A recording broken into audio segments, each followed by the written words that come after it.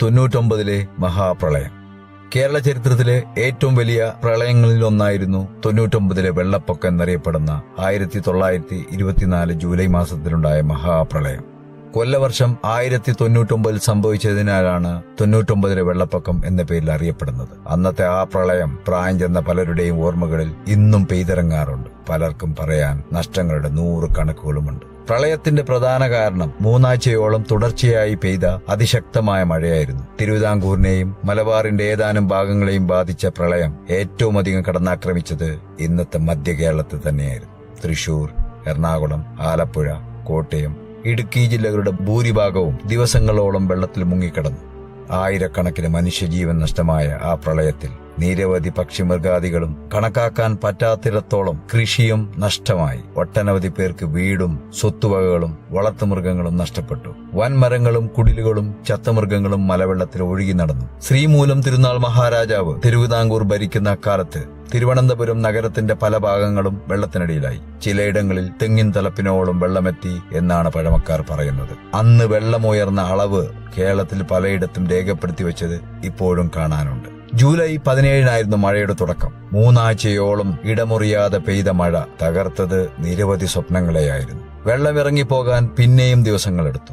ഓലയും പനയും മണ്ണും കൊണ്ടുണ്ടാക്കിയ പല കുടിലുകളും അപ്പോൾ സ്വസ്ഥാനങ്ങൾ ഉണ്ടായിരുന്നില്ല. പുഴകളും തോടുകളും വഴിമാറിയൊഴുകി. പാതകൾ ഇല്ലാതായി. കിണറുകളും കുളങ്ങളും തൂർന്നു. വൻമരങ്ങൾ കടപുഴകി. പേരിനുണ്ടായിരുന്ന പല കെട്ടിടങ്ങളും തകർന്നു വീണു. എക്കലും ചെളിയുമടിഞ്ഞ് രൂപം നഷ്ടപ്പെട്ട പട്ടണങ്ങളും ഗ്രാമങ്ങളും പൂർവ്വസ്ഥിതിയിലെത്താൻ വീണ്ടും വർഷങ്ങളെടുത്തു. ചില ഗ്രാമങ്ങൾ അങ്ങനെ തന്നെ ഇല്ലാതായി. മധ്യ കേരളത്തെ പ്രളയം ഇത്രയ്ക്ക് ആക്രമിക്കാനിടയായതിന് കാരണം മഴയ്ക്കൊപ്പം പെരിയാറിലുണ്ടായ വെള്ളപ്പൊക്കം കൂടിയായിരുന്നു. പെരിയാറിന്റെ കൈവഴികളുടെ വൃഷ്ടിപ്രദേശങ്ങളിലായിരുന്നു മഴ ഏറ്റവും അധികം കോരിച്ചൊരിഞ്ഞത്. അന്ന് പെരിയാറിൽ ആകെയുണ്ടായിരുന്ന ഡാം മുല്ലപ്പെരിയാർ മാത്രമായിരുന്നു താനും. കൈവഴികൾ പെരിയാറിനെ വെള്ളം കൊണ്ട് നിറച്ചപ്പോൾ മധ്യ കേരളം ആകെ പ്രളയക്കെടുതിയിൽ അമർന്നു. ആ പ്രളയം തകർത്ത് കളഞ്ഞത് ബ്രിട്ടീഷുകാർ പടുത്തുയർത്തിയ മൂന്നാർ പട്ടണം കൂടിയായിരുന്നു. ഇംഗ്ലണ്ടിലെ നഗരങ്ങളുടെ മാതൃകയിൽ നിർമ്മിച്ച അവരുടെ അഭിമാന സ്തംഭമായിരുന്ന മൂന്നാർ എന്ന സ്വപ്ന സാമ്രാജ്യവും അവിടെ അവർ വർഷങ്ങൾ കൊണ്ട് ഉണ്ടാക്കിയെടുത്ത സൗകര്യങ്ങളും ദിവസങ്ങൾ കൊണ്ട് ഒലിച്ചുപോയി. മലവെള്ളത്തിനൊപ്പം കുതിച്ചെത്തിയ പാറകളും മരങ്ങളും പട്ടണത്തെ തുടച്ചു നീക്കിയതിനൊപ്പം 100-ൽ പരം ജീവനുകളും എടുത്തു. സമുദ്രനിരപ്പിൽ നിന്ന് 6000 അടിയോളം ഉയരത്തിലുള്ള മൂന്നാറിനെ ഈ വെള്ളപ്പൊക്കം എങ്ങനെ ബാധിച്ചു എന്ന് പലരും അത്ഭുതപ്പെടാറുണ്ട്. പെരിയാറിന്റെ കൈവഴിയായ മുതിരപ്പുഴയാറ്റിലുണ്ടായ വെള്ളപ്പൊക്കമായിരുന്നു അതിന് കാരണം. ശക്തമായ മഴയെ തുടർന്നുണ്ടായ ഉരുൾപൊട്ടലിൽ ഇടിഞ്ഞു വീണ പാറകളും ഒഴുകിയെത്തിയ മരങ്ങളും ചേർന്ന് മാട്ടുപ്പെട്ടിയിൽ 2 മലകൾക്കിടയിൽ പ്രകൃത്യാ രൂപം കൊണ്ട അണക്കെട്ടായിരുന്നു വില്ലൻ. മഴ കടുത്തപ്പോൾ സ്വയം തകർന്ന ഈ അണക്കെട്ടിനെ വെള്ളവും ഒഴുകിവന്ന മണ്ണും പാറയും മരങ്ങളുമാണ് മൂന്നാറിനെ നക്കിത്തുടച്ചത്. ദിവസങ്ങൾക്ക് ശേഷം വീണ്ടും ഒരിക്കൽ കൂടി ഇതാവർത്തിച്ചപ്പോൾ പട്ടണം തന്നെ ഇല്ലാതായി. ആ ജൂലൈ മാസത്തിൽ മാത്രം മൂന്നാർ മേഖലയിൽ 485 സെന്റിമീറ്റർ മഴ പെയ്തുവെന്നാണ് സായിപ്പിന്റെ കണക്കുകൾ പറയുന്നത്. മൂന്നാറിൽ അന്ന് വൈദ്യുതിയും ടെലിഫോണും റെയിൽവേയും റോപ്പ് വേയും വീതിയേറിയ റോഡുകളും വിദ്യാലയങ്ങളും മികച്ച ആശുപത്രികളും ഉണ്ടായിരുന്നു. പ്രളയം തകർത്ത് കളഞ്ഞത് അതൊക്കെ കൂടിയായിരുന്നു. കുണ്ടളവാലി റെയിൽവേ എന്നറിയപ്പെടുന്ന മൂന്നാറിലെ നാരോ ഗേജ് റെയിൽവേ ലൈനുകളും സ്റ്റേഷനുകളും പ്രളയം പരിപൂർണമായി തുടച്ചു നീക്കിക്കളഞ്ഞു. റെയിൽ പാളങ്ങൾ ഒലിച്ചുപോയി. പാലങ്ങൾ തകർന്നു. കെട്ടിടങ്ങൾ ഉപയോഗശൂന്യമായി. തേയില ഫാക്ടറികൾ തകർന്നടിഞ്ഞു.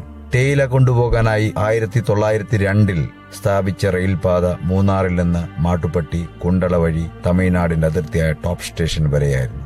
മൂന്നാറിലെ തേയില ടോപ്പ് സ്റ്റേഷനിൽ നിന്ന് റോപ്പ് വേ വഴി ബോഡിനായ്ക്കന്നൂരിലേക്കും തുടർന്ന് തൂത്തുക്കുടി തുറമുഖത്തേക്ക് എത്തിച്ച് കപ്പൽ വഴി കയറ്റി അയക്കുകയുമാണ് പതിവ്. പള്ളിവാസൽ മലകൾക്ക് മുകളിലുണ്ടായിരുന്ന തടാകത്തിന്റെ നാശത്തെ തുടർന്ന് പള്ളിവാസൽ പട്ടണവും മൂന്നാറിലേക്ക് വൈദ്യുതി വിതരണത്തിനായി ഉപയോഗിച്ചിരുന്ന ഹൈഡ്രോ ഇലക്ട്രിക് പവർ സ്റ്റേഷനും മണ്ണിനടിയിലായി. പ്രളയം പള്ളിവാസലിന്റെ രൂപം തന്നെ മാറ്റിക്കളഞ്ഞു.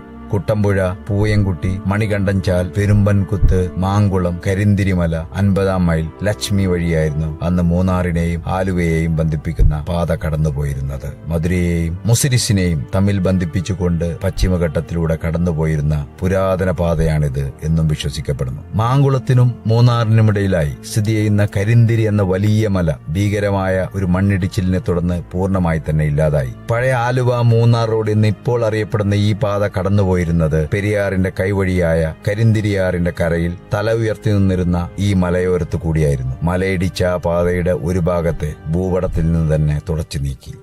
അന്ന് ആനപ്പാതയായിരുന്ന കോതമംഗലം, നേര്യമംഗലം, അടിമാലി, പള്ളിവാസൽ വഴി മൂന്നാറിനെയും ആലുവയെയും ബന്ധിപ്പിച്ചുകൊണ്ടുള്ള പുതിയ റോഡ് നിർമ്മിച്ചത് ഇതിനെ തുടർന്നായിരുന്നു. എന്നാൽ ഈ പാത പൂർത്തിയാക്കാൻ കഴിഞ്ഞത് 931 മാത്രമാണ്. പഴയ മൂന്നാറിൽ നിന്ന് 1 കിലോമീറ്റർ മാറി നിർമ്മിച്ചു തുടങ്ങിയ പുതിയ മൂന്നാർ പട്ടണം പൂർത്തിയാക്കാനും 2 വർഷത്തിലധികം എടുത്തു. വെള്ളപ്പൊക്കത്തിൽ രൂപം കൊണ്ട തടാകം ഇപ്പോഴും പഴയ മൂന്നാറിലുണ്ട്. ഒരു ദുരന്ത സ്മാരകം പോലെ ചിലതൊക്കെ നമ്മെ ഓർമ്മിപ്പിക്കാനായി. പ്രളയം മായ്ച്ചു കളഞ്ഞത് അതിരുകളും അടയാളങ്ങളും മാത്രമല്ല, ചരിത്രത്തെ തന്നെയായിരുന്നു. കേരളത്തിന്റെ പല പ്രധാന ചരിത്രരേഖകളും നശിച്ചുപോയത് ഈ പ്രളയത്തിലായിരുന്നു എന്നാണ് കരുതപ്പെടുന്നത്. പല പുരാതന ക്രിസ്ത്യൻ പള്ളികളിലും ഇന്നവശേഷിക്കുന്ന ചരിത്രരേഖകൾ 1924 ശേഷമുള്ളത് മാത്രമായത് ഇക്കാരണം കൊണ്ടാണ്. പ്രളയം മാറ്റിവരച്ച ഭൂപടങ്ങൾ ലോകത്ത് പലയിടത്തുമുണ്ട്. പ്രകൃതി ദുരന്തങ്ങൾ അത്ര പതിവില്ലാത്തതുകൊണ്ട് മാത്രമല്ല, ആ പ്രളയം കേരള ചരിത്രത്തിലെ ഒരു പ്രധാന അധ്യായമായതുകൊണ്ടുകൂടിയാണ് 99 വെള്ളപ്പൊക്കം എന്ന് ഇപ്പോഴും നമ്മൾ ഇടയ്ക്കിടയ്ക്ക് കേട്ടുകൊണ്ടിരിക്കുന്നത്.